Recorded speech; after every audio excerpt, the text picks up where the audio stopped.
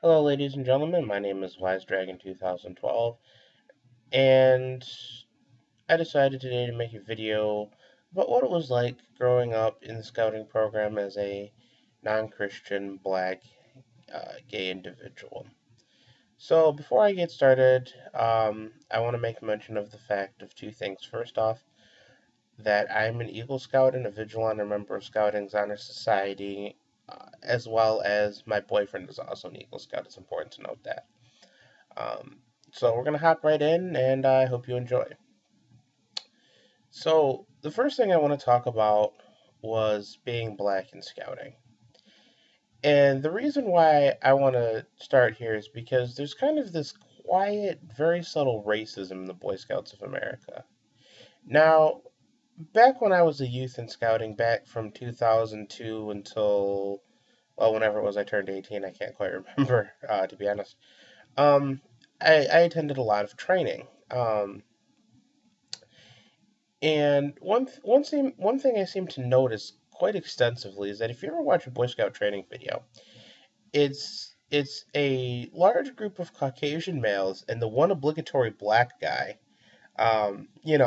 who just happens to be involved there, and that's usually it. Um, in fact, I can't remember in my time as a youth, or even most of my time as an adult in the scouting program, having ever seen a training video featuring, you know, a group of Indian kids or a group of Native American kids or a more diverse group of individuals, having blacks and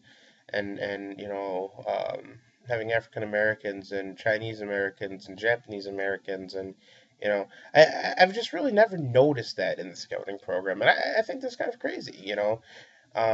I think the one exception to that is I think I read a book about being senior patrol leader, and they had the picture of a black guy as senior patrol leader in the book. That's about the most I've ever saw um, in terms of diversity in the scouting program, and I think that's really silly. If you ask the people in the Boy Scouts of America, they will tell you that they are this premier organization all about representing America and being about developing strong leaders for the future. And to me, it suggests that the Boy Scouts don't seem to think that anyone of a minority background is capable of doing that, and so I have problems with that, which I'll talk about in a later video. The second thing I want to talk about today is the non being a non-Christian in the scouting program. Um, right at the end of fifth grade, I converted from Christianity to paganism. Um, as I found paganism was more in line with what I believed, and felt that that was the path that I wanted to follow. And so I got into the scouting program, and I never really thought anything of it, and for about my first 6 months, and then I realized there's this really Judeo-Christian overtone. Um, Point 12 of the Scout Law is a scout is reverent. Um, and in fact, in the Scout Oath, it says, "On my honor, I will do my duty to God and my country." Now, notice in that it's a capital G, implying the Judeo-Christian God, to which I have a problem with.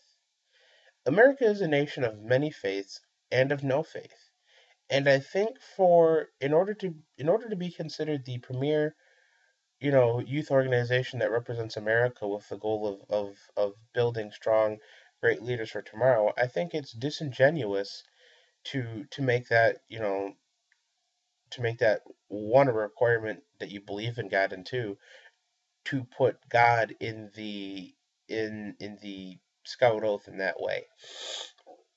Um, you know, I wanted to earn a religious award. I saw all my friends, well, I shouldn't say all of my friends, but a lot of my friends had religious awards, and I wanted one too. The problem was, as a pagan, there was not one I could earn. Um, I mean, you had, I think I can't remember off the top of my head, but I know there was quite a lot for Christian denominations, and then there was one or two for Judaism. There was one for for Islam. There was one for Buddhism, which I know a lot of atheist Buddhists, so that really didn't make sense to me at all. But anyways, so there's that to consider. And then when confronted about it, the BSA basically said this: well, you don't have to believe in Jesus, but you have to believe in a higher power. And I'm kind of of the opinion that you don't have to believe in a higher power to be a good person. Um, and I think the scouting program really loses out. I think that atheists have a lot to bring to the table, and I think it's silly that the scouting program says, "Well, we don't believe that you're capable of being a leader." And to me, that is nonsensical. I don't understand why they have this stance. Um, you know, the third thing, and probably the biggest thing for me coming up in scouting, is that I realized that I was gay. Now, I mentioned earlier that both my boyfriend and I are gay, obviously. We're both Eagle Scouts. We were in the same troop. We had a lot of good times. You know, I went through a lot of issues with my family and a lot of issues at school, and scouting was kind of there for me. And, being gay is not what defines me. What I do in my bedroom away from the scouting program should have no bearing on my ability to be a good leader. Um, and to illustrate this point, I was discussing with a friend of mine in scouting who doesn't know I'm gay, and he said to me, um, to paraphrase, gays can't be good leaders because they're not moral and ethical people.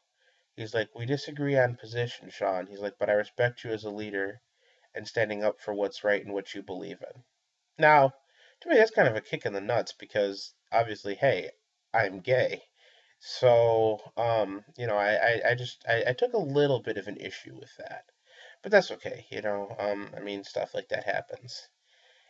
Now, going back again to the BSA's whole stance of, we're supposed to be this premier organization for youth and yada yada yada.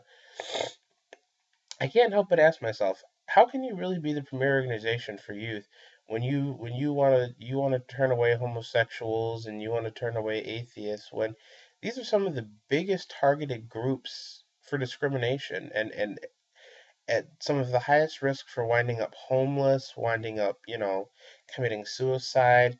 I mean, it's just ridiculous. How can you be a youth service organization if you're going to turn people away who are at the highest risk, who could stand to benefit the most from this program? That's nonsense.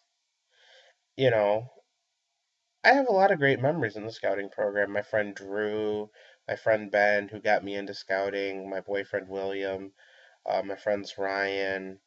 Um, I mean, uh, my friend Josh. I've made a lot of friends in the scouting program, and it's just sitting back reflecting on it. I'm glad that I had the opportunity, but there's so much hypocrisy in this organization, and I can't really